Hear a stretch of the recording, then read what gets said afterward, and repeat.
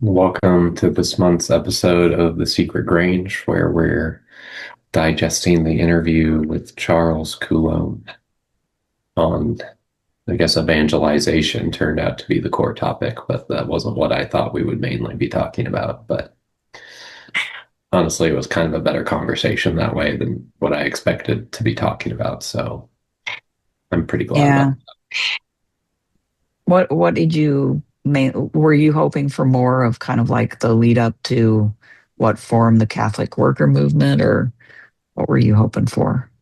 that. Right. I don't know that hoping, but expecting. I was expecting more of a breakdown of like what Father Coughlin thought, what Monsignor John Ryan thought, and then I guess like to some extent the debates between them. I thought we were more getting something like that, and instead it was more of like he drew the lesson, and I think a correct one that like it's a mistake to take any of these ideological positions because none of them really paid off. Yeah, that was a big message. Yes, that the temptation to kind of sidestep the hard work by taking an ideological or political position. Yeah, I think he maybe hadn't. I mean, it was very early for him. It was like 6 a.m. when we were talking to him. We were talking to him at, when did we start? About 11 o'clock at night, I think. Yes. And yeah. And so for him, it was 6 a.m. in Austria. And I suspect he looked at the email that we sent him, but then he woke up and didn't look at it again. And when we sort of gave him that open ended opportunity, he took it and just started from the beginning. So he sort of that turned out to be good. I mean, he basically gave us a mini lecture at the beginning about the development of, yeah, Catholic experience in Europe and then how it extended into the United States. But yeah, it was for the best, I suppose. I found him to be, he had a lot of information to relay, that's for sure. He's definitely a repository of lots of history and lore. Hmm. Right. And I didn't realize, I mean, when you mentioned him as, and said, "Hey, maybe we could talk to this guy," that's the first time I'd ever heard of him. So I didn't realize, and maybe still don't know exactly, you know, how well known he is. But it seems to me like he is better known than I would know, right? Like he has a following.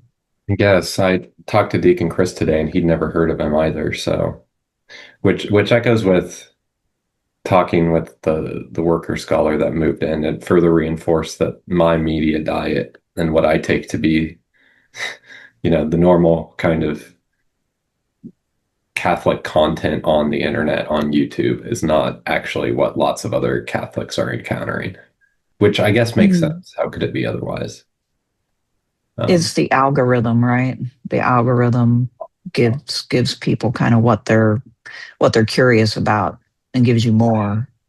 I don't think it's even the algorithm. Like to me, he's one of when I started looking into like what traditionalist Catholics think, he's one of the first people that I encountered.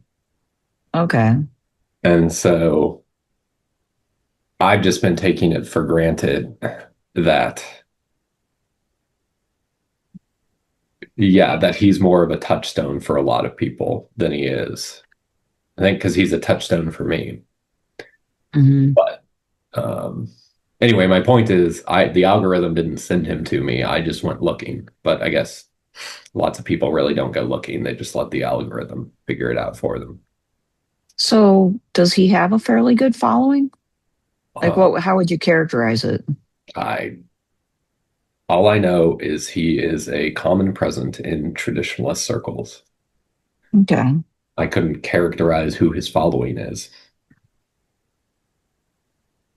But he's got a podcast and a YouTube channel. Right, right. I don't know that he has a YouTube channel, but he's featured on a lot of other YouTube channels. Gotcha. And he Okay. did have some sort of podcast that was co-hosted with somebody else that I think is ending.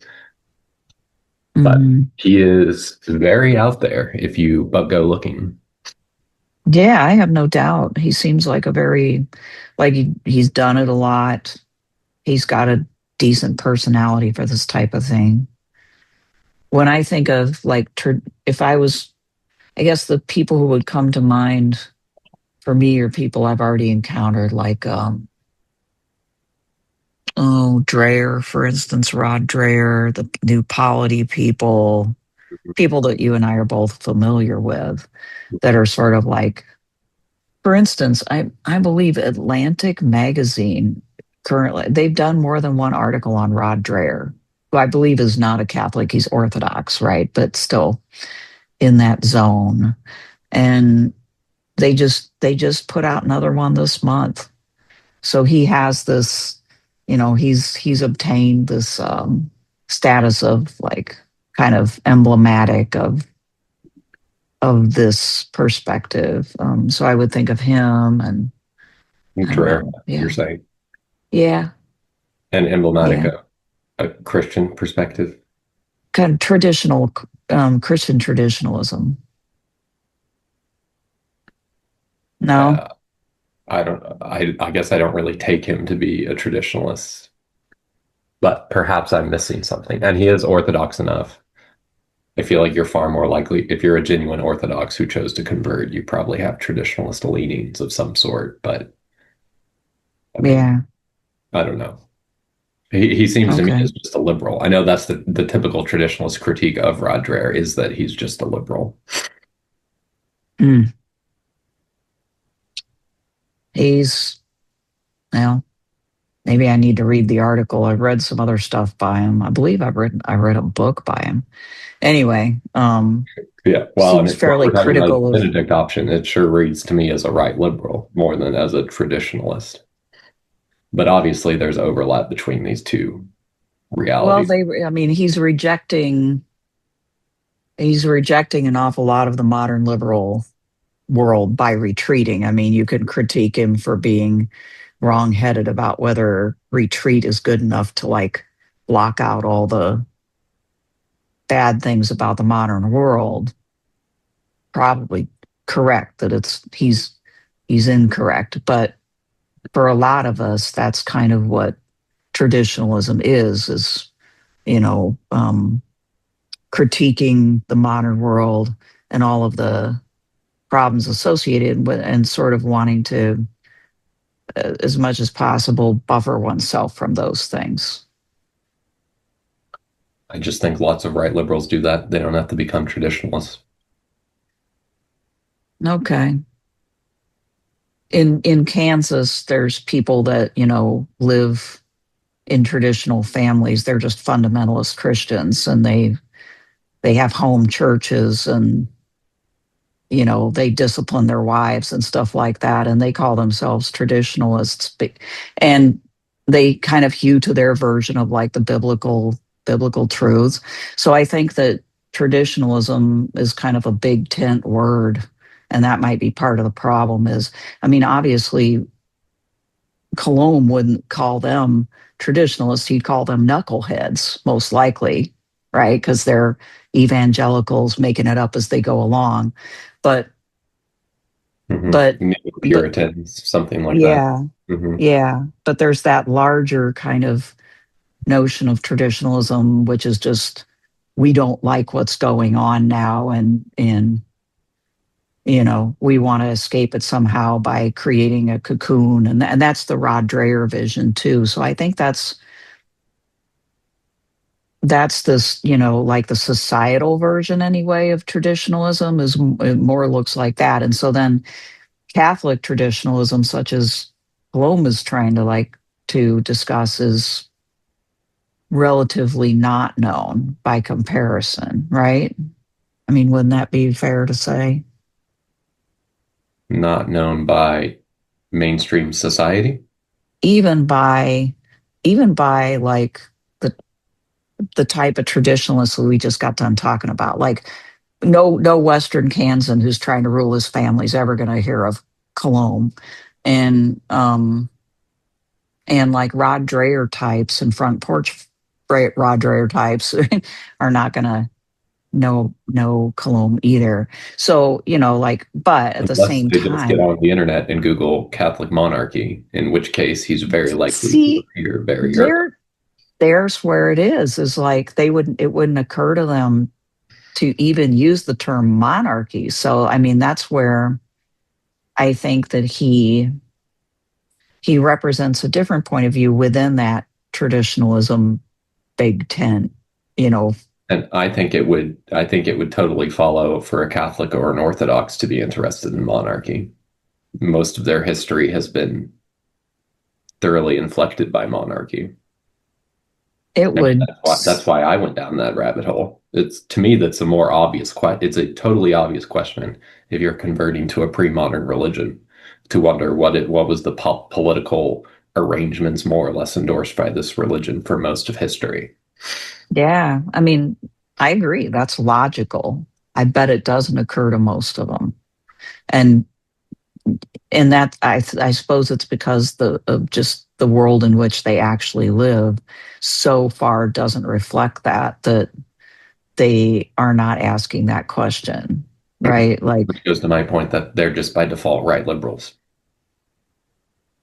well, and That that They, may they, be they they can think in the certainly wouldn't parameters. realize that, They can think in the parameters of their private home that they're doing traditional familial and gender roles or whatever. right? But baked in is a liberal realism about how the market does work, or at least should work, if the communists could get their hands off the lever of power or whatever they think. Right, right. Yeah, no. Yeah. So, I mean, maybe it would be reasonable to say that if they met up with somebody like Charles Coulombe and actually like listened to enough of him, that they might realize that they are not actually traditional.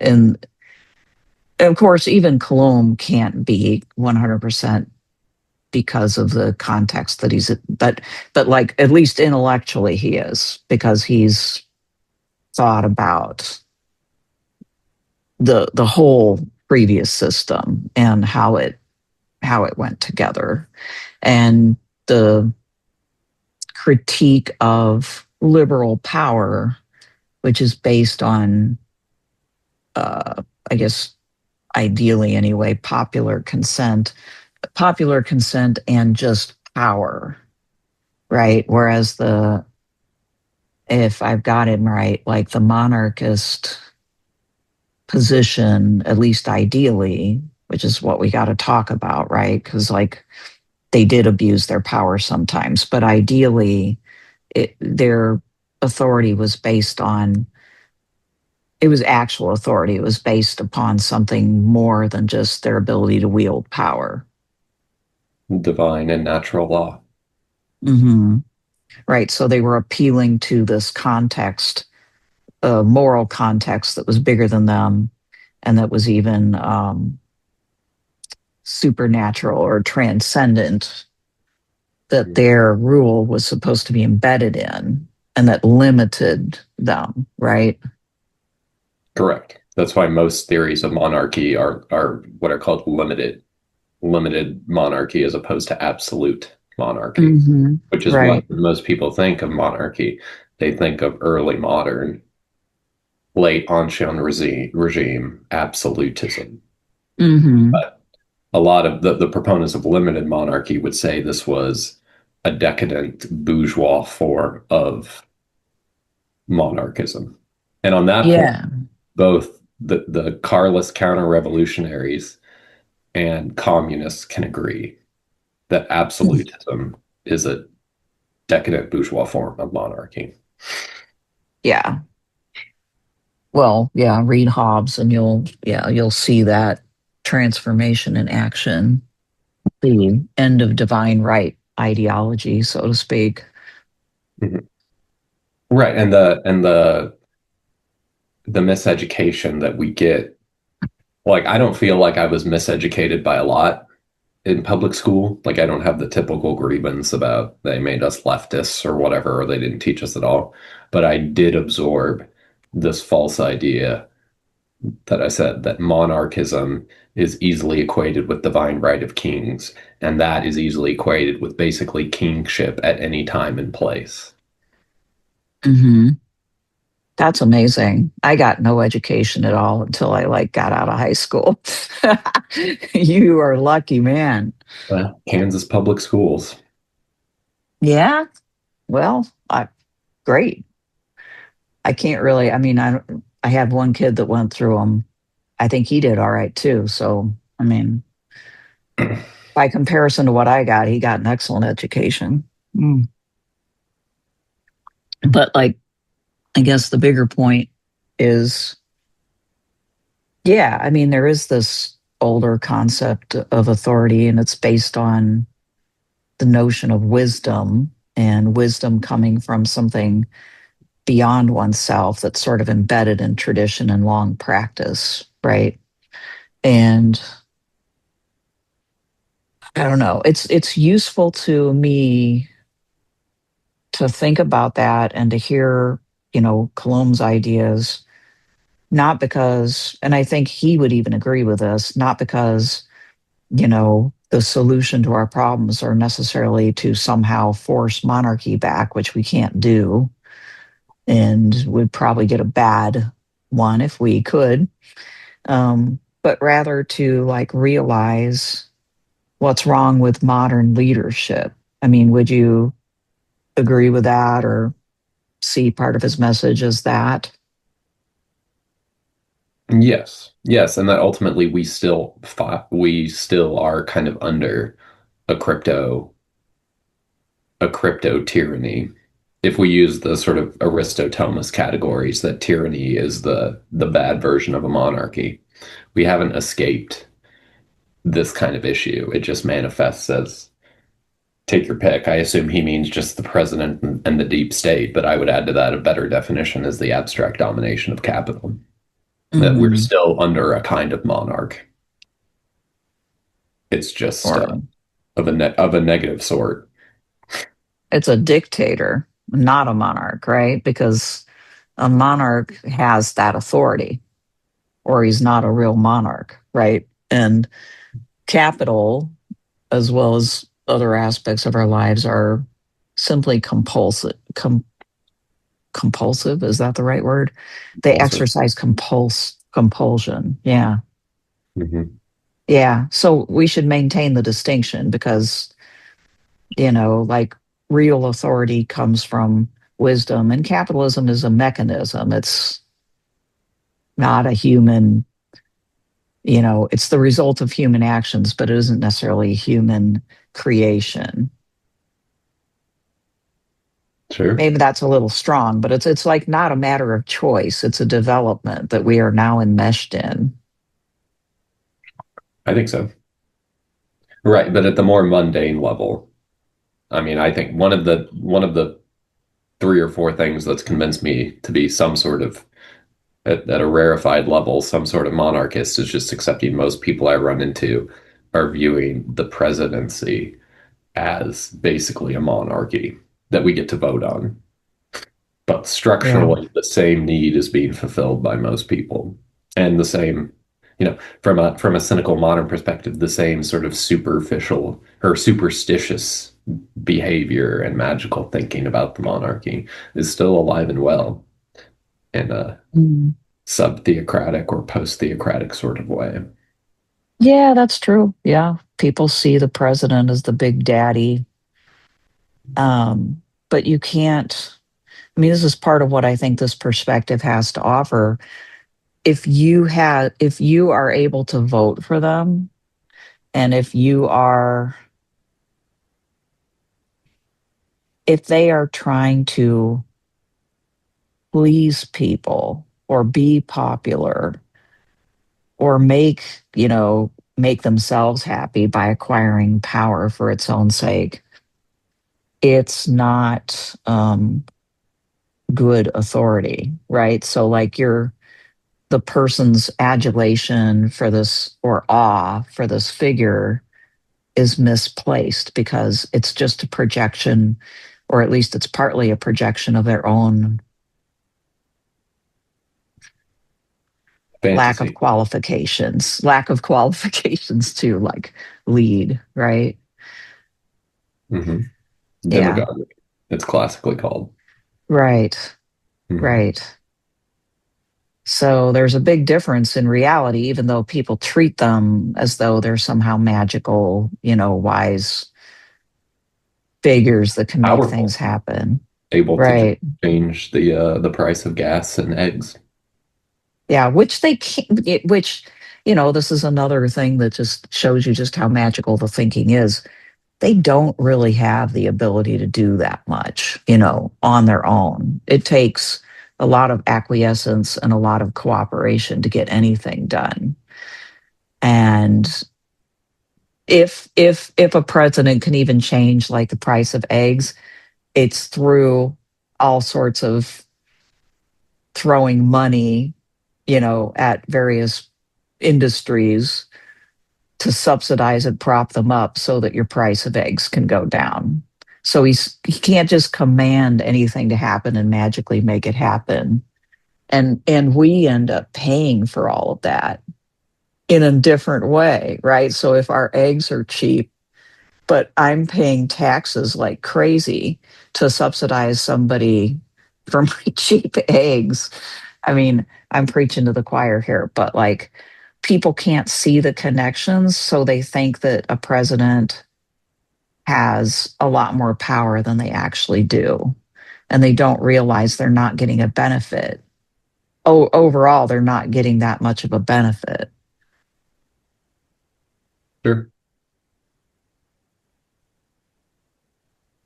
But that's the bandwidth most people are at because they can't work their way back to believing in some sort of pre-modern version of monarchism or to a kind of Marxian vision about you're kind of doing this Feuerbachian fetishization and you're projecting your own society's agency onto this person for you to Hmm. wish your dreams upon. So, Right. Yeah.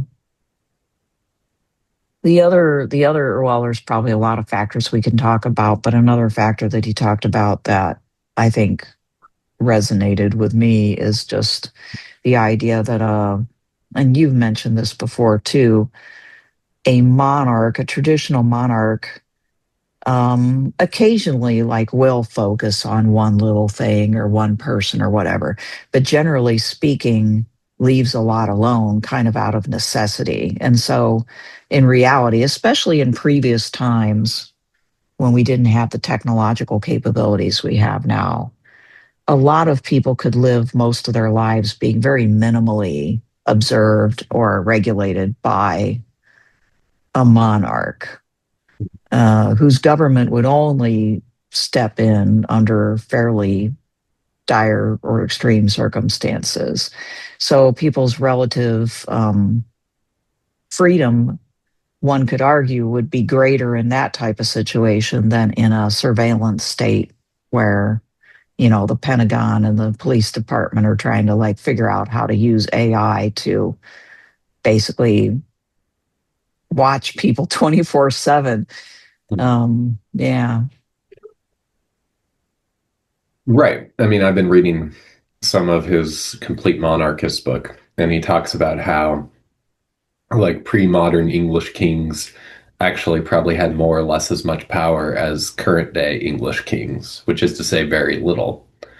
Um, the difference between the two is that in the middle, now there is a English, call it what you want, nation state, deep state, whatever, that has amassed a tremendous amount of power. And Mhm. that's been like the real move of modern political economy has been to concentrate all of this in the deep state and in corporations. Right, where people can't directly see it or affect it. And therefore, like the politicians even have less and less control over it, nor Right. do they necessarily want to do that because they're benefiting from it in so many ways. Right. and the whole situation is so fragile and delicate that it is reasonable to suppose that it would be irresponsible to mess with it. That the fallout of messing with this giant machinery of power um, is so potentially consequential that the prudent thing is to just keep kicking the can down the road. Too big to fail. Yeah. Well, Right. yeah, And go then, ahead. I mean, another way, another important slice of this is that power has been the power of the average nation has been so increased because their nation states embedded in a global economy. But authority is still very much diffused. Hmm.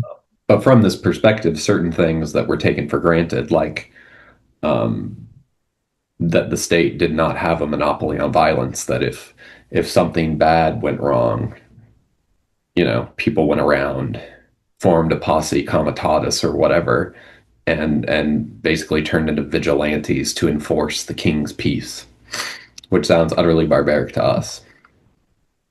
Um, but again, what's the alternative to have bureaucracies and nation states and the word magicians known as lawyers and judges to figure out what's true and what's to be done? Mm. Yeah, I think it's useful for the contrast and for really thinking about whether the um, the bureaucratic arrangements that we have today are actually superior. But the question remains for me is with modern technology, the way it is, and just getting more capable all the time. Have we just reached a point where there's no way to pull back from that? I hope there is, but it's just rapidly eliminating avenues of space, right? Space for maneuvering freely, you know. Sure. Um, Well, and this is the gnawing to set. If you're on at anywhere near the wavelength that you and I are on about world history and human agency and moral responsibility, the gnawing anxiety of living right now is our individual and our social impotence and the sense that we are on the cusp of another turn of the revolution of capital, this time of like an artificial intelligence nature, and mhm. the fact that there's no real substantial social pushback from the level of civil society. Right, And that's where right. we're stuck. He brought up the Lenin quote about there's decades when nothing happens and weeks when decades happen. There's a sense in which like the ball is fully in the deep states and the technocrats, and I guess the machinery of the AI and the data centers that are being built. The ball is almost all in their court because everybody's stuck. The people on the ground are just stuck clinging to what they have, trying to slowly build what they have, and there's no way to get a handle on all of this seemingly out of control power.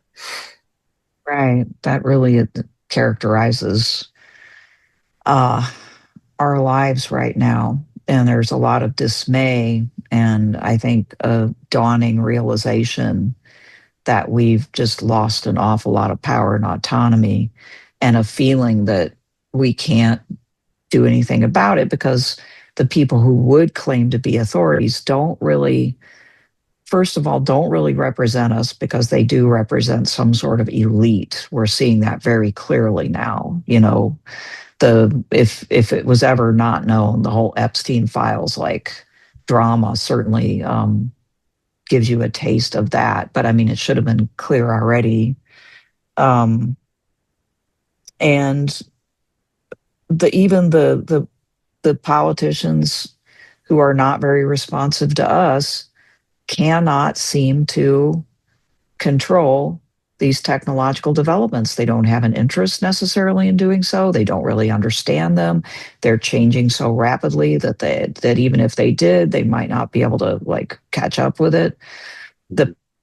The all of these AI companies are almost all of them are working with the Pentagon, at least the ones that are emerging from America. Even, I mean, I've been watching the Anthropic news, and Anthropic is saying we want to continue to work for you, but we don't want to engage right now anyway in drone technology that remotely kills people because we're not sure that it's going to do it well enough or accurately enough, and we don't want to participate in using our AI for mass surveillance on American citizens. And the Pentagon is threatening to cancel all their contracts unless they give up on those two demands. Mhm. So, I mean, when you hear that, you realize like the horse is out of the gate. And I guess, I mean, the reason for dwelling on this is just simply that, yeah, to back to my question of is it too late for us to realize that we have that these are not authorities and that they don't know what they should do? And my argument, and I know you don't like it, it's beyond too late. There's no we.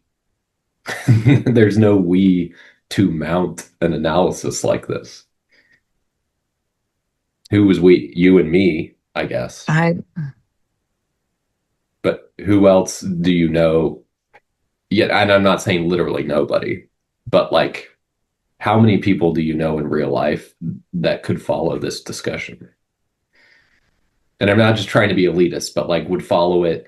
Like, I feel like most people very early, they tap out on whatever their ideological fixation is. right.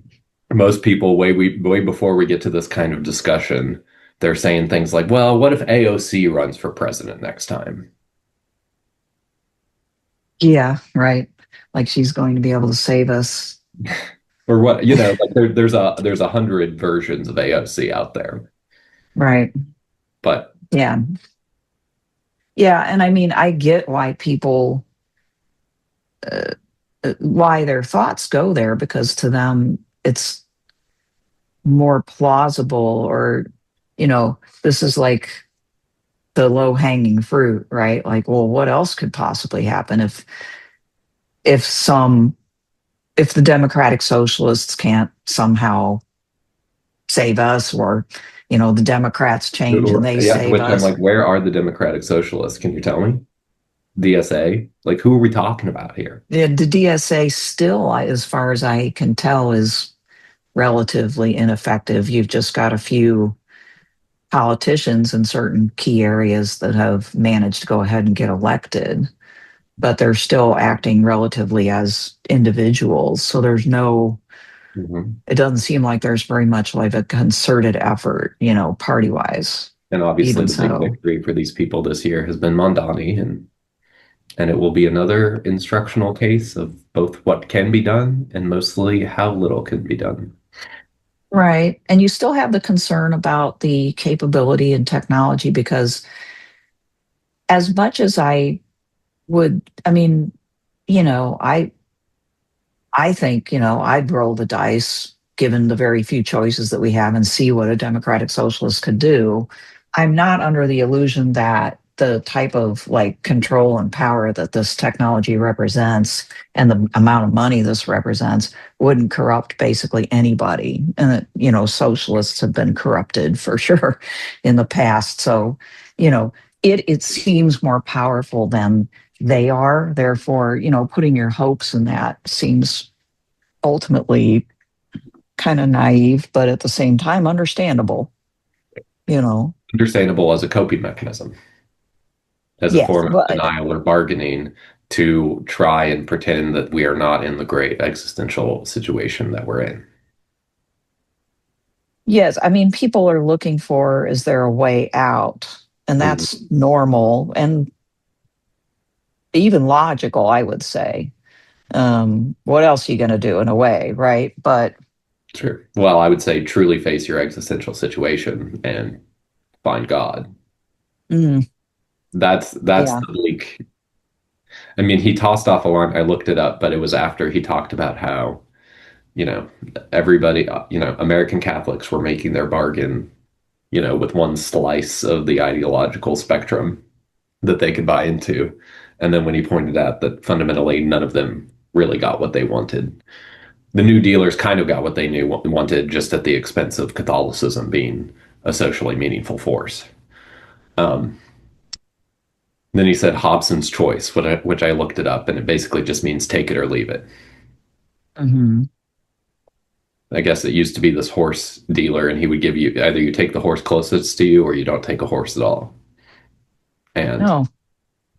since I'm in my adulting era, it's accepting we live in an austere reality of very limited choices.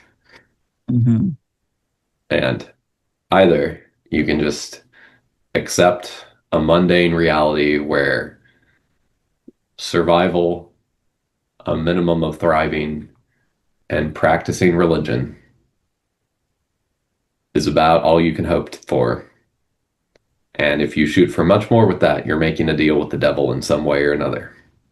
You don't get to be some multi-million billion dollar AI company and not be part of the Pentagon's tentacles all over the world.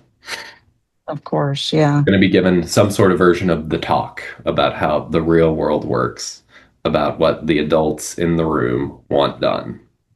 Hmm. You are not at the table, you're on the menu. I'm watching Severance right now on Apple TV.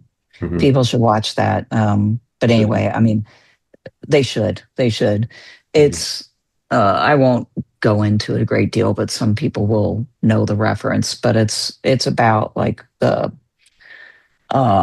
people surrendering part of their lives, which we do, all of us do this, but it's kind of like this idealization of surrendering a great part of their lives and consciousness to some stupid amorphous business that's basically a cult, right? That in, they're giving up part of their existence, if not the most of their existence, to this thing and the control over their lives to it. And it represents the angst and anxiety that we're talking about. And in that type of situation, I think what we're trying to say is that if you've reached a point where you realize that you can't really win in this world, and then it's reasonable to realize that your connection with a higher power is actually life giving, right? That in a world where everything is basically out to kill the human spirit, the only way to really save the human spirit is to go beyond the world. And so then that becomes, I mean, it's always reasonable, but it's very obviously reasonable in this world. Sure. Right. I think so. And as neoliberal order breakdown syndrome exacerbates, people are presented a fundamental choice. We get to choose which thief on the cross do we want to be? Do we want to side with the world? Do we want to double down on the delusions that coping with the world and be identifying what it requires of us? Or do we more or less submit to our sorry spiritual state and put our faith in Christ? Yeah. And I would add, and I know this that we're different on this, but even though my faith is in Christ, I think that people from different faiths can reach some of the same benefits in the sense that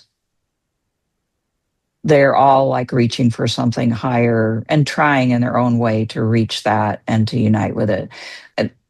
Not necessarily, I mean, we don't need to like argue about it. I just want to like make sure people understand my position, which I genuinely hold, which is that I do think that Christianity is the best route.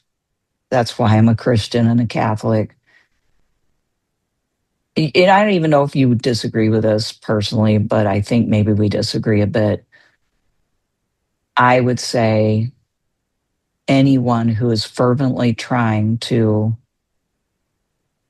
connect to that higher power and to live beyond the world is doing better than the people who aren't, and is probably genuinely connecting with it. So However imperfectly. yeah, yeah, but like striving and recognizing that meaning can't be ultimately derived from this stuff that we're being fed, right? um, so I commend it. I commend it all. I think that Christianity has a particular problem right now, and that it's not well represented, and so people don't always get attracted to it because it's been too tied up with the political and the ideological, and which was something we talked about with Coulombe, with past examples of this, right? And sometimes that leads people down different paths, but to the extent that they can, they're still like longing for something, which I feel like a lot of people are, um, longing and striving for something beyond this world, then that's good. And of course, the more that we can do to kind of to to present Christianity the way it's supposed to be, the more maybe they will find it. But potentially, yes. I would have fully agreed with that a decade ago. Now, after having dealt with more people, I now think people use the reduced state, which is admittedly like a caricature of what Christianity is supposed to be, as an excuse to justify not engaging on the religious quest required. I The think it, reduced state, what could you explain that reference? yeah, I mean, both the Yeah, kind I of don't. what you like to talk about Christianity, like co-opted to Christian nationalism or liberalism generally. I think a Hmm. major slice of that is post-conciliar Catholicism that's fully caved into liberalism. Yeah, That's one way to put it, but another, I mean, where I am like a semi-traditionalist is I accept a critical mass of the critique of post-conciliar Catholicism as being shot through with modernism of an extreme problematic sort. I think that's borne out by the historical record. And therefore, and in fact, that's another flip side of Catholicism in particular being co-opted by late capitalism, Christian nationalism, all of these things. yeah, For for sure. somebody to say, therefore, I don't have to take seriously Christian claims, that's very plausible. But luckily, it gives you the out of you don't have to engage in like the spiritual asceticism and intellectual and emotional labor required to become a Christian, become transformed in Christ. Because, well, actually, you see through the bullshit. Yeah, I guess what I'm saying is it makes it harder for me to like talk to people and to present. Sure. And I'm uh just saying, to some extent, those people themselves are, isn't it lucky for them that they get these easy outs? I guess, but I think our own religion has quite a bit of responsibility for how it presents itself to people. And I if agree. we, if we did better, they wouldn't have the easy outs to, or as many, you know. Well, So they still find my cynicism is they'd still find. I get, yeah, I mean, I'm sure that you're right to a certain extent, but yeah, like it would help. Sure. It would help. Hmm. Yeah. In the past couple of decades, I don't know how many, it seems like the majority of young people that I deal with, just want to be, they say they're spiritual, but they're not going to practice like Christian religion Mhm. and go to church in particular because, and then they list off all these things, which I can't really argue with. I mean, I can't really say, oh, overlook all of that. I can sort of apologize for myself and just try to act like I should, but I find it very hard to know what to know what to say. So it makes it much harder to, I mean, I don't even like the term evangelization partly because of this, right? Because it's been too associated with very stupid schemes to, like putting pamphlets on people's cars and haranguing people with, threats of hell and um, like mainly like evangelicals do this, but it makes it harder to, if we were going to evangelize, it just makes it a whole lot harder because by the time they meet somebody who might be able to introduce the religion, right? They already have a preconceived notion of it, which is so shallow and so just dumb that it's very hard to overcome. Yep. And a whole nother layer of it is you could go to all sorts of progressive left liberal parishes and they would agree with everything that you just said. But the flip side of it is they too are lame, Oh yeah, I mean, appealing. yeah, and I know that. I mean, I spent time in those as well as the other kind, and Right. both seem dumb and shallow. Right. Yeah. Which is the uncomfortable conclusion that I've drawn from that is a lot of what is real and true and ultimately appealing in Catholicism is contained, at least in the current terrain of the ecclesiological environment, is contained the best among the traditionalists. And of course, that's tied up with all the issues of being their own kind of insular subculture and the various fixations and presuppositions and double standards and prejudices embedded in that community. Right. My contention, They don't totally escape the stuff we've just been talking about. totally. But just because they don't fully escape it doesn't mean everybody else is justifying by writing them off. No, Is that's my for contention. sure. Right. Right. Well, I mean, um, we didn't write it off. And I don't think I think we've struggled with this quite a bit, right? Sure.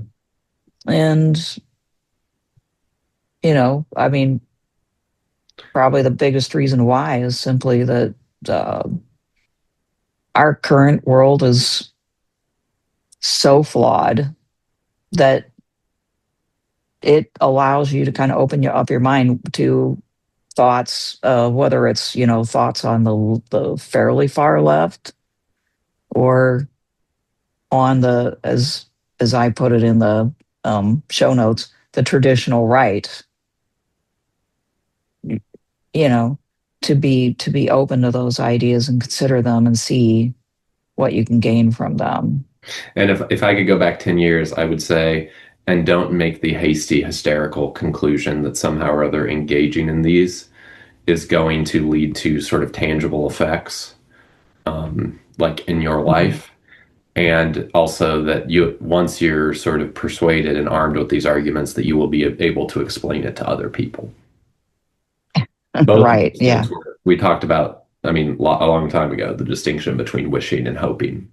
And I thought it was a hope that there was a we, that we could dialogue, that we could build a certain amount of at least local political power to make a positive difference in the world.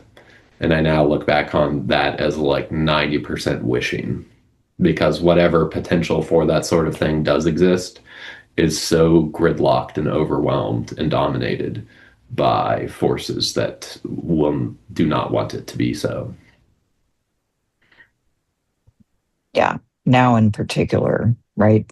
Our moment in time. Yeah, but I think that I mean, look, I think that was as true 10 years ago. I think it was true 20 years ago. I think it was true at least from the 60s onwards. Yeah, I guess I would take his point. Maybe the last time Catholics had a chance to really make a deep impact at the level of intellectual life, culture, power, probably was the it probably was those interwar years. I mean, that's Eugene McCarer's contention. And when he Mm-hmm. agrees with Coulombe, I mean, that's something. Yeah. It's kind of extraordinary. Right.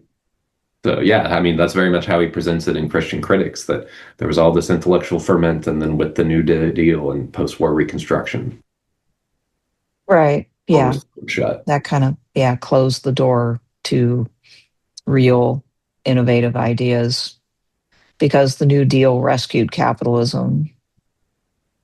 It rescued capitalism and rescued the system. And then people became comfortable again Mhm. and they didn't need We were those on top ideas. of the Western world. Right, Now, right. So who needs rebuilding.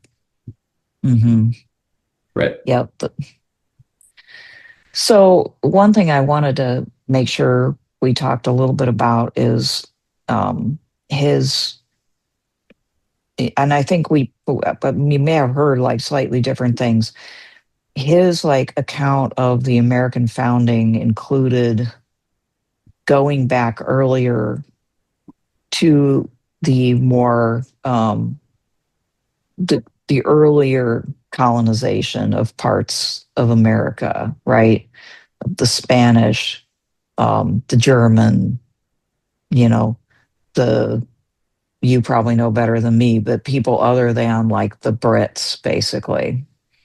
And the idea that I these think he people and specifically said the houses of Habsburg, Bourbon, oh Stuart. yeah, right, there you go. But yeah, Um, all the great powers or the great houses of mhm. Europe. And some of our colonies were more influenced by some of these because more of these people lived there.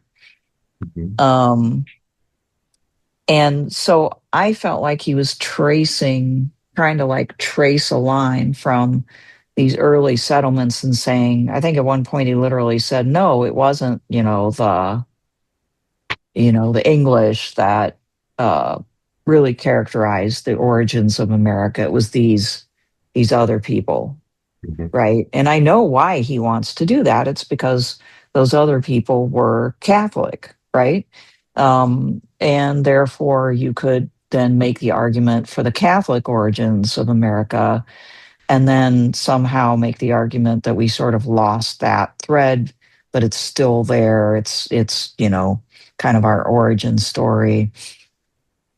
Whereas I think ultimately he wasn't willing to accept America just isn't where you look for that kind of change ultimately, right? Or that realization, because America is an Anglo-Protestant country and always has been. And it's it's imbued with the attitude of not Catholicism, but and I mean, he would agree that Catholics were behind the eight ball for all of American history, basically, right? Like, finally got a president, with John F. Kennedy. Wow, it was this big deal, right? So, um, By promising to not do what the Pope would tell him to do. Or right. yeah. That's the only way that you can go. Um, So I don't buy it. But did you see him trying to make that argument, or did you not? Because I felt like he was really trying to make that argument. But did you see him doing that? Yeah, I think that was a part of his argument, and I would read it as either you can say this is an elaborate way to be in denial or to be bargaining, with what it means to be an American and to be a Catholic. Um, I would like to think that it's more of among these traditionalists who nevertheless like feel called to, help, conquer America for Rome. Um, that it's more of there's an esoteric level of what they're saying and an exoteric. Because he even conceded that the story of, capitulating to worldly political interests, that isn't just a 1930s, 40s American Catholic thing. That is all of at least modern Catholic history is various dynastic houses fighting with each other, making pacts with various non-Catholic powers to try and get what they want. And an acknowledgement that like the roots of all of these problems lay deeper in sort of philosophical problems, religious heresies. Again, where do you want to trace it back? Like Deacon Chris's class with nominalism and the Renaissance. If you really think nominalism is the problem, then you can't frame um, the French Revolution as like the major start of your problems. But Mm, you can kind of square these by saying, nevertheless, 1789 was sort of a watershed moment because that's when you have like a violently anti-clerical, anti-monarchical revolution in a society that hadn't gone through the waves like say English and the Netherlands or yeah, the Netherlands had gone through. mm, All of the prior Protestant revolt, proto-capitalism, all of these things. Instead, you have like the very quickly crushing of the ancient regime's nation state or proto nation state and the replacement of it by some sort of bourgeois republic. That the decades or the centuries happening in 1789, it is a radical rupture. Whereas the English, why I think they're so perfidious, the English and the Dutch, they did these things gradually over time yeah, I sure for did. several hundred years. But it's that Right. very moderation that, from a Catholic perspective, or from Cologne's perspective, if I grasp it right, can both be seen as ultimately essentially problematic, and yet at a sort of more mundane and political level, um, less of an acute problem compared to 1789, 1917, these sorts of revolutions. Mm. Well, I And mean, so that's my point is that's a way to square what seem to be two layers of this argument. One is which is like deeply historical and philosophical, and another is one that is immediately comprehensible to a normal right liberal American who's relatively well educated on history here and now. And then you have to say, is one or both of these arguments sophistry, or does Coulombe genuinely mean both? yeah. So you don't know. You don't have. only, Yeah. only the Lord knows the heart. Yeah. No, capitalism, according to Ellen Wood, capitalism, which I've been convinced is a pretty good argument, starts in England around the 17th century. So, prior to, well, during the period of settlement, right? Like here in this country. So, Well, this um, is this is a contested claim. Like the Longue Durée school would say, it starts during the plague and monasteries having to adopt kind of proto-capitalist. Uh, yeah, uh, but they didn't create I mean, what Wood argues is really quite convincing, that capitalism is characterized by market imperatives, right? And unless you can argue that market imperatives started earlier than like that they would market claim and it was land the rent. labor market imperatives, that labor was Uh, low, that they had to start hiring people hourly. Anyway, yes, other okay. people say it's the founding of the Dutch East India Company because that's where you start getting more of like these Yeah. reinvestment Yeah. schemes. Okay. Highly debated, but Ellen Woods, carry on. Well, it comes, I mean, if she's correct, it's in English, it begins in England Mhm. due to the development of the competitive market in land rent.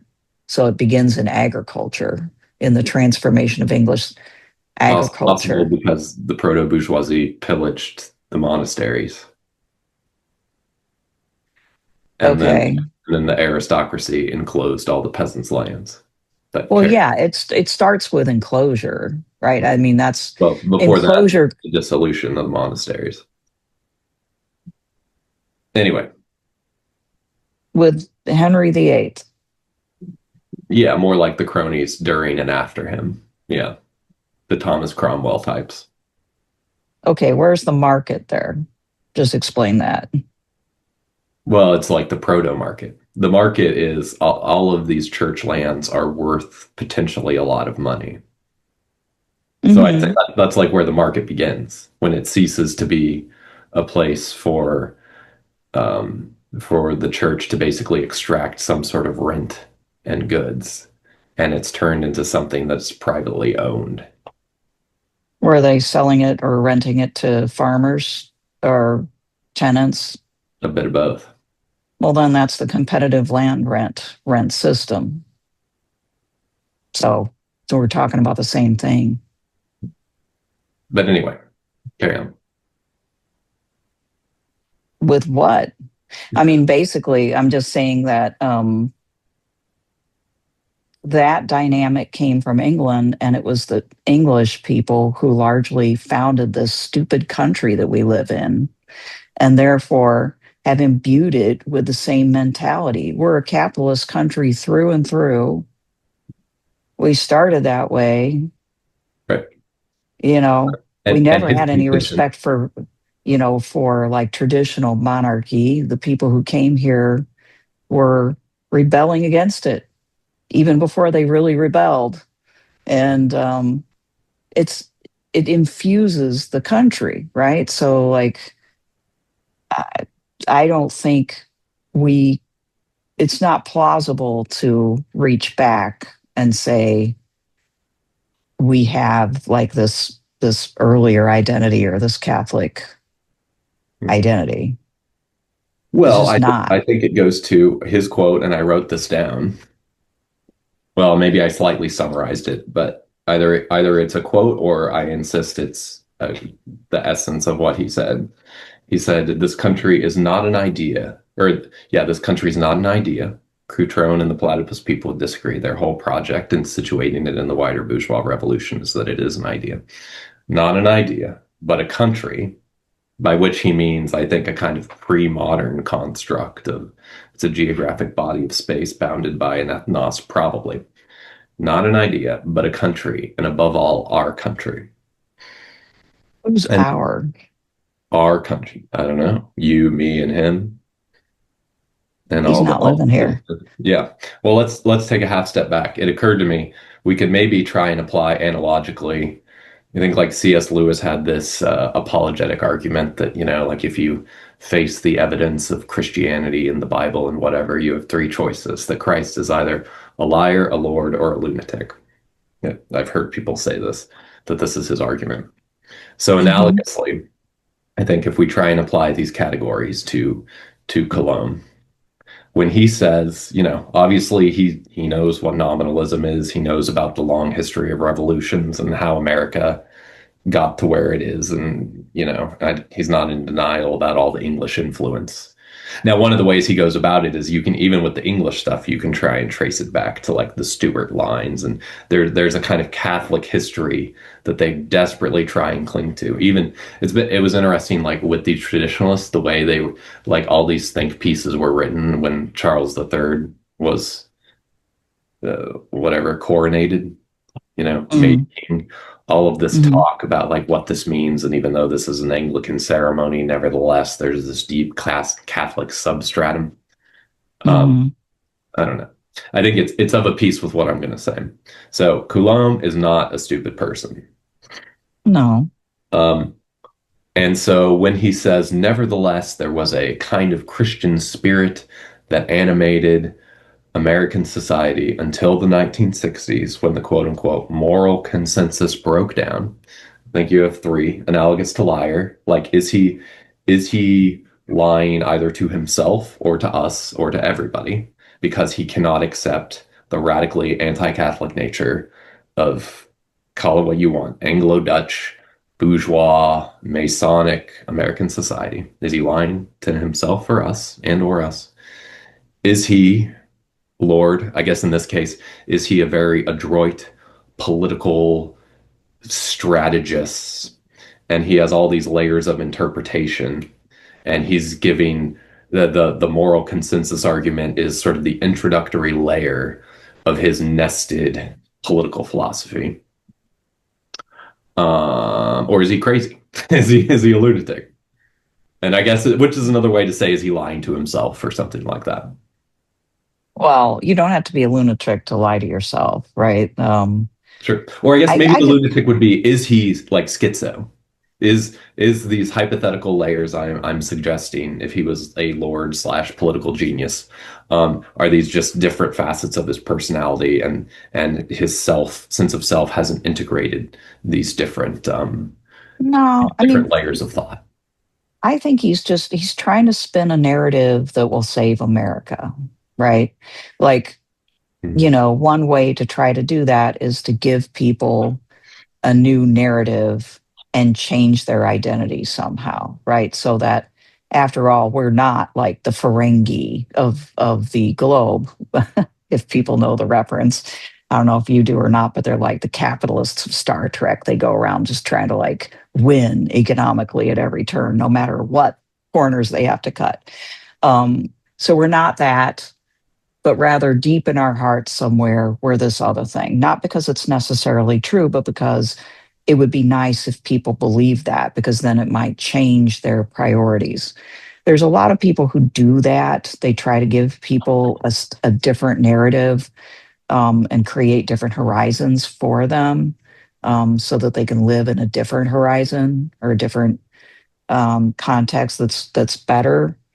I think that's what he's doing. It's which is not a stupid project, but I don't think it can work in this situation because there's not enough people who can be attracted to that story.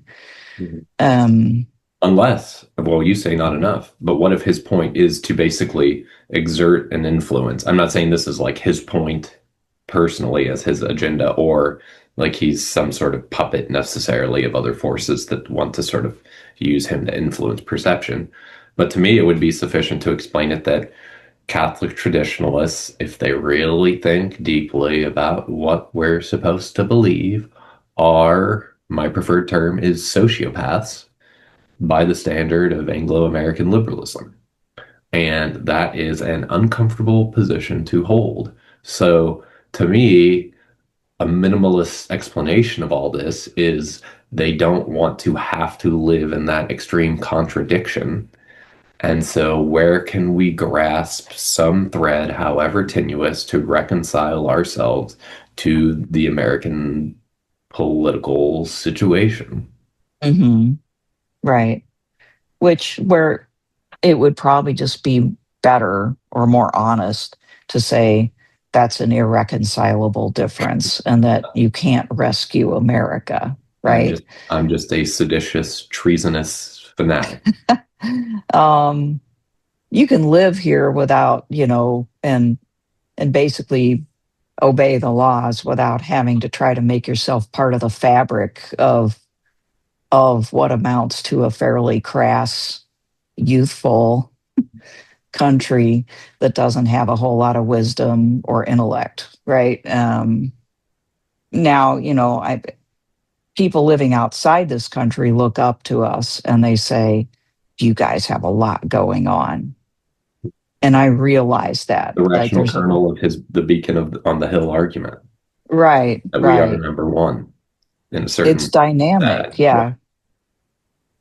It still is, even though we're kind of maybe on the decline, but relative to a lot of other places, we're still like number one. And much innovation happens here, and we're extremely powerful. And even now, people are freer here than a whole lot of other places in the world. And, but from the perspective I have, it's a boring country. It has very little appreciation for higher education and it never really has had very much. It tends to be extremely materialistic. It has very little soul. And I, yeah, I, I, I have always felt uncomfortable with the American identity, as being a primary identity, as long as I can remember. It's not interesting, because of the lack of soul. You can just feel it, right? That's why I didn't study it primarily in grad school. There wasn't enough to think about. It's a simple country with not enough history and not enough depth, and it excels at things that are technical and scientific in nature or have to do with power. And yes, it's produced some literature and art, but it's got a long ways to go in other aspects, It's in the not an spiritual accident that aspect. our main contribution to world philosophy has been pragmatism. Right. And isn't that's just sad. That is sad, you know. And when the religions that come from America include beautiful things like Mormonism. Yeah. Well, I mean, Probably. it's like post-Masonry. Post-Masonry turning into science fiction. Like, Mm, to me, there's a direct connection between the kind of Mormonism, you can have your own planet and be your own God, to the Scientology. I think it's Scientology. basically you can have your own planet and be a god, but it'll be a UFO instead of a kind of Hebraic deity or something And like Scientology is even worse because it has this sort of scientific, technical means of like getting there with whatever they call their readings, where you have to hook yourself up to equipment and that. Right. gets rid of the phetons or photons or whatever the heck it is. I mean, it's just bizarre stuff, right? But it reflects the nature and the temperament of our country. So, I mean, there are things that I appreciate about it, but I don't really think we need to rescue it, right? Like that shouldn't be our primary mission. It's just going to have to figure it out for itself. Like it's certainly not doing a good job. And But if its essence is as you say, it can't figure it out. Like the figuring it out is despair, recognition right. of bankruptcy. And that's where I think Coulombe would like to step in and be like, have you considered walking the road to Rome? Yeah. Yeah. I think that's what he's up to. And it's not, I mean, it's not a completely non-commendable way to go. I mean, if we see his motivations in that light, um, yeah, I'm not putting my eggs in the basket because I just don't think people are gonna get it right. Like we don't have fertile ground for the intelligent reception of those ideas. No, but I think the Hobson's choice is that we don't have fertile ground for the intelligent reception of any idea. And so people can latch on to the ideas unto death, which are all of the ideological options available in the world. Or at the least, if I'll get on your ecumenical level, at the very least, strive for natural, natural religiosity and at best supernatural religiosity. Hmm.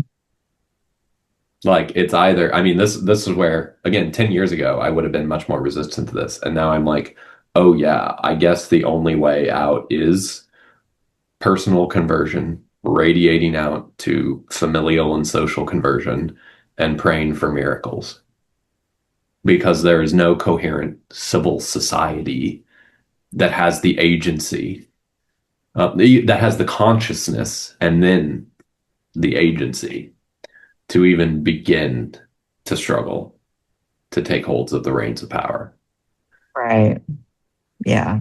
Like, No, I'm sadly, I agree. Um, mhm, and I think at some point we're not just in America, but around the world, we're going to experience some pretty heavy pushback from the natural world. Um, we're already getting it, but I think that it will get worse. And mhm, we're already seeing the effects of that politically, socially, culturally. That's part of the reason why we're having so much trouble. mhm, And it will have its effect. And then, you know, we will, it's probably going to be long after I'm gone, but we're going to go down a bit in our capacities, as has happened in the past, where, you know, great civilizations rise up and then they disappear and they even get forgotten or only half remembered. And then something new emerges. mhm. It's probably going to happen again. Right. And in the midst of this grind of history, every individual will have to decide which one of those thieves on the cross, metaphorically, they're going to have to decide which one of those thieves do they want to be. And do they want to bargain with some ideological faction in the war of all against all? Or do they want to say, I'm sorry, I'm a sinner. The Lord giveth, the Lord taketh. Blessed be the name of the Lord. And it's a hard thing. That's a hard position to get yourself into. Mhm. Right. But And it's also an increasingly reasonable one. Hobson's choice.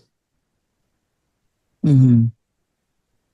Yeah. Which I don't think, I don't want to leave people with the idea that once you do that, then you just sort of walk away from your actual worldly responsibilities, right? Like whether it's taking care of, trying to do the right thing, taking care of the people around you, taking care of the planet as much as you can within your sphere, even like your political action, still matters. You still need to make choices and do the best you can. It just simply means that your priorities or your hope does not lie in those things.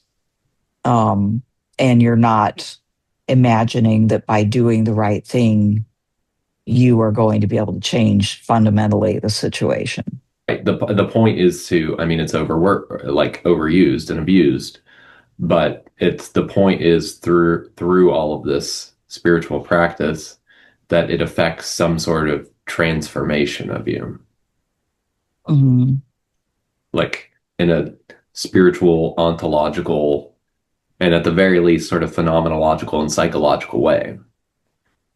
And it doesn't fully the stereotype from the outside is it makes you just a fanatic or a lunatic, but it's supposed to, among other things, it is supposed to like ground you in the truth of being and your actual lived reality, Mhm. and allow you to see reality at its best more clearly, but even at a level, I don't know. I mean, maybe one way to say this is like, to whatever extent I've been able to become the sort of person that was what I was saying, practicing religion, like grounding your life in Christ's sacrifice. And let's stereotype like a normal Democrat or whatever. We can both agree that right now it is 8:44 p.m. Central Time. Like intellectually, objectively, that wouldn't be the debate. But then what sort of being, how do you feel about that? And what are you willing? And so for me, part of it is like, I mean, a lot of the Democrats that I know are like, it's 8:44. I wonder what some Trump crony is doing to undermine our democracy or pull books out of a library because the way kids are finding subversive ideas is by going to libraries, and that pisses me off. Like that, that's one example of a way that ideally, as we prepare for our impending death, we should not be feeling. because it's not a spiritually mature thing to be losing your inner peace over, I think. Yeah, it's reactive and it doesn't produce any fruitful results, Mhm. right? Like it takes up a lot of time and mental energy as a person becomes outraged, and it takes away time from doing things that could yield results. So definitely people would be better off if they didn't have it. I mean, sometimes everybody does, right? Like I Sure. the other day, I learned that the Kansas legislature has, they have a super majority, and so they passed the bill that has at least two components: a bathroom bill in which Kansans can have the legal right to sue a transgender person who enters their bathroom for $1,000 for violating their right to not have a transgender person in the bathroom. And the other part was they immediately invalidated transgender people's driver's licenses. And now they have to go get their license with their sex of Sex birth. assigned at birth. Yeah. And so, my immediate reaction was, I cannot believe the pettiness and just the mean spiritedness and the lack of Christian maturity and love that it takes to concentrate on who's in your bathroom and humiliating somebody at a DMV, because that's what that's all about. And I so wanted to just disassociate myself from that knuckleheaded version of false Christianity that I felt like doing something performative, right? And I didn't do that. So, but I guess what I'm saying is sometimes things get so ridiculous and so anti-Christian that it's very difficult not to have kind of an emotional reaction to it. But if you let that anger then lead to, now I'm going to go down a 2-hour rabbit hole of looking at Instagram stuff and posting and, I don't know, just fretting and like being in a bad mood, and you don't ask yourself, what can you do to kind of make the world around you better through loving people, whoever it is that's around you, then you've just let yourself also be consumed by the same stupid pettiness that drove that legislation. I mean, if they cared about people, they wouldn't do those things. They'd be doing other things, right? So that, yeah. Maybe. But Oh, no. I mean, yeah. I This would is take it dumb stuff. I would take it a step further and go, as well, what you can also do is try and empathize with, unless we're assuming that their motivation, which I think you are, that their motivation is like purely evil. I think it is. Yeah. But what if they're desperately trying to reestablish that moral consensus that helped hold the country together before the 60s?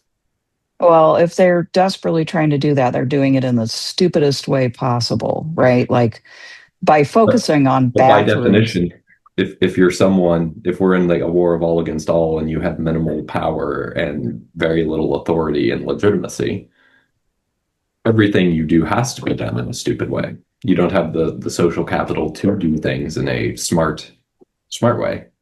Well, back to the stupid origins of the country, right? That's how people in this country think, right?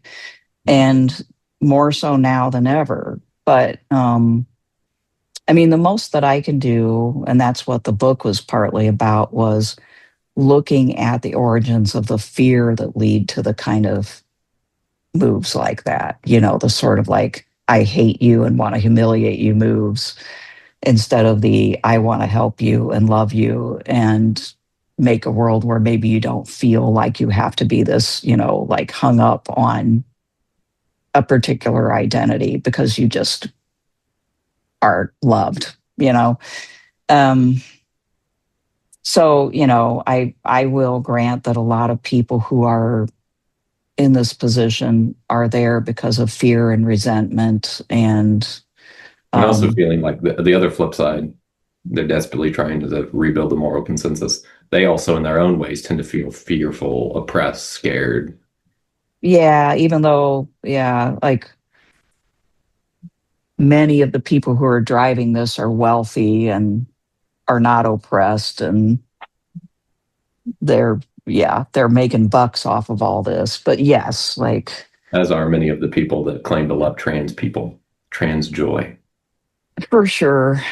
Yeah. I'm just saying like I'm just conceding that nobody or hardly anybody, unless you just don't look at the news, which is I think what you do sometimes, which I'm not condemning, but that's what it kind of takes to never have these feelings, right? One way or the other. That's a major reason why I endorse living under a rock to the extent you can, Right. especially when you've paid your dues and you've learned how brutal life is.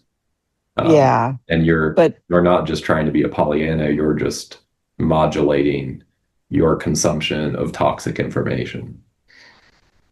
but if you don't want to live under a rock, you're occasionally going to like run up against some stupid something that's going to make you feel outraged. And I think then the challenge is to not to see that part of the effect of that is the same dumb people that did whatever it is that you're outraged by are now like controlling your headspace and basically effing you as well. And so you need to then like stop the spiral and Mhm. go on about your day doing something And the question is, what positive. positive content will you fill that day with? Right. Yeah. And maybe it's work. Honestly, like work is a great way to fill your day with useful work. Um, and during Lent, a good thing to do for Christians is, instead of starting your day out with a heaping helping of the latest dumb news that's really quite repetitious, um, starting your day out with prayer, scripture, or something like that. um, and just kind of like trying to regulate yourself better, which is very possible, right? Like people can do it. Um, Sure. We're all doing it to a greater or lesser extent. Otherwise, we would be killing ourselves or going postal. yeah, right. But for a lot of us, and I do some of this too. I mean, being honest, I'm more normal than you. I don't think you do as much of this, but like, I'll, I'll definitely, just engage in stupid entertainment, but stupid entertainment is definitely superior to obsessing about the news cycle or, scrolling Instagram for a couple hours or X. Um, so I'll do that uh, and work. And I probably don't, outside of research, I don't read as much as I should. I could probably do a better job with that. But like, it's so tied up with my job that sometimes when I come home, I just can't, I can't, like, I just don't want to read something else. So I tend to do that on the weekends more than during the week. Anyway, Right. yeah. Well, it's almost 9. We both need to relax, but any like parting thoughts? Well, you need to go spray trees.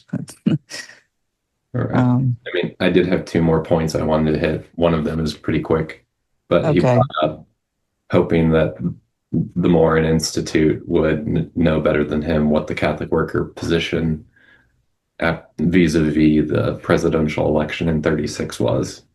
And from looking into it a little bit, it was just neutrality, Okay.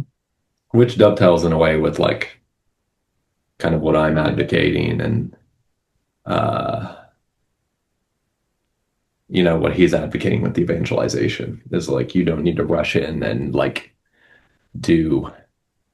I think there's like a maximalist version of it that like we're opposed to politics, period. But there's a minimalist version that like there's no way for us to like responsibly or even effectively, irresponsibly and effectively engage in these politics. So like the responsible thing is to not get caught up in it. Hmm. Um, Yeah. and then the second point is he tossed off the line about, a lot of people don't know this, but Mussolini was very influential for FDR, although he also, cached that there were a lot of communists in his cabinet and higher up in the administration. And to I me, don't know if either one of those claims are supported, by the way. I'd the want to see latter the one evidence. definitely is, and I buy that. Or wait, latter's the second one, right? Yeah. You Yeah, mean the the latter is communists? definitely supported. There were some like high-ranking members in his administration that were communists. That's for sure true. And I buy the Mussolini argument because the point I wanted to drive at is part of why all these Faustian bargains with political ideologies and parties go astray is because the boundaries of all these things are so fluid that like Mm. what, in theory you can divorce liberal political economy from, you know, fascist slash corporatist, uh, state capitalism from, Stalinist era Soviet communism. But actually, these things have the traditionalist, the pre-modern traditionalist perspective is all these things are fundamentally in agreement about sort of the might of the nation state and how it exists to theoretically free up individuals, um, and at best create massive amounts of concentrated power, and then at worst builds those up and then mystifies them as somehow or other representing the people when really it just serves the interests of oligarchs for the most part. Yeah. Hence, Trump and Madami are great friends, apparently. Or, but not good friends, but like they're definitely getting along. Trump and It's who? a mutual admiration society. Zoran Mandami visited the White House for the second time. Right. They get along, they vibe with each other. It's art of the deal. Mm. And so, I mean, that's where, and this is also why, again, make the argument, Mussolini used to be some sort of leftist. Cutrone would say, like, fascism is a symptom of the failure of the left. This is the rational kernel of if a libertarian wants to say we live in a communist society. Well, I mean, they're kind of right in a way, in like a very crude way. There is something important they're grasping that most Mm. ideologically people want to desperately avoid. You could say that we live in a collectivist society for sure. I think, yeah, I think that's true because look at how we're organized into corporate, bureaucratic organizations of labor, right? It's like, it is socialized in that sense, Mhm.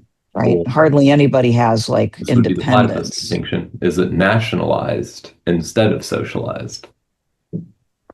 Well, but we're organized bureaucratically, Mhm. which I don't think they would recognize as a problem, but it is a problem because, we're all organized in a way where no one is really responsible except for some amorphous somebody we don't even know, right? Some board somewhere or whatever Mhm. beyond us, right? And we're all Yeah. doing our little jobs that we don't have personal responsibility for the outcome, right? We're parts of a system. Um, and so, yeah, I mean, we're making profits for somebody, maybe, but we're not like responsible for ourselves. Most of us don't own property. We don't have freedom to do what we want with our day. Um, so, to that extent, we are working and living,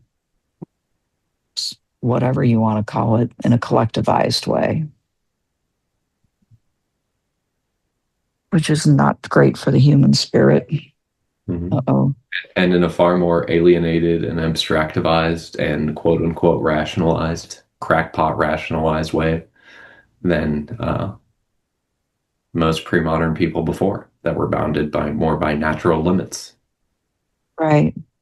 Which, yeah, that's what Jacques Ellul was writing about, like the beginning of technique was shared by both communists and capitalists in his view. And there was a lot of overlap Right. because of the way people are organized and the way they think. Right. Yeah, And in this case, add the corporatists to that list. right, And this is the right. fraud, this is the fraud even in a best case scenario where, the Catholic corporatists like Salazar or like Dolphus, even if they'd had their way, they would still be in this kind of, quasi Leninist struggle of how to constantly reconcile Catholic theology and social teaching with the vicissitudes of running a highly state regulated national state capitalism. Hmm. It would have been very hard. And for me, the sad thing is history never let it get that far because their regimes were just so marginalized and crushed. So, So we will never know. until the Solidarity Party, led by people like Coulombe, takes power in this great American Catholic Republic. Well, on that note, perhaps we should, um, bid adieu. But I thought this was worth doing, and hopefully people also got more out of the Grange. So, Yeah. all right.